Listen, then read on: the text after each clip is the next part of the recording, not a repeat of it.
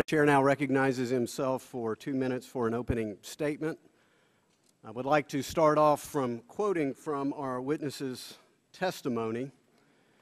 Quote, "Few of us could have imagined in 2008 that we would be approaching the 5th anniversary of the placing of Fannie Mae and Freddie Mac in conservatorship and have made little meaningful progress to bring those government conservatorships to an end." I could not agree more.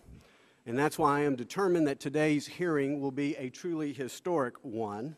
I am determined that this hearing will be the last time that Director DeMarco, or if you believe press reports, his successor, will testify before this committee before we finally and belatedly mark up a true GSE reform legislation.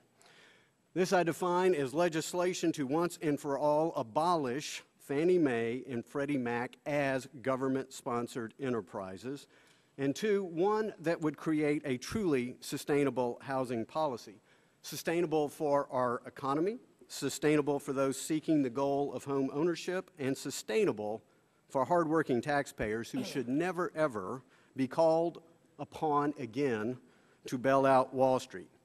Now, I know this is a heavy lift, especially in divided government, and that's why the leadership of this administration is so critical.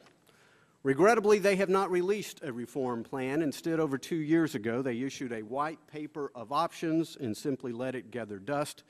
The interested public has long since deleted the PDF file from their hard drives. After 4.5 years, inaction is no longer an option because the GSEs were at the epicenter of the financial crisis. They were part of a tragically misguided government policy to incentivize, browbeat, and mandate financial institutions to loan money to individuals to buy homes they could not afford to keep. Consequently, millions saw the American dream turn into an American nightmare. Millions more were forced to contribute to what has proven to be the mother of all taxpayer bailouts. And shamefully, instead of being reformed, Washington continues to functionally grant them a monopoly. So part of today's hearing will focus upon what FHFA is currently doing to reduce the size and influence of the GSEs and how to accelerate that process with the goal of repealing their government charters in the foreseeable future and help lead us towards a truly sustainable housing finance system.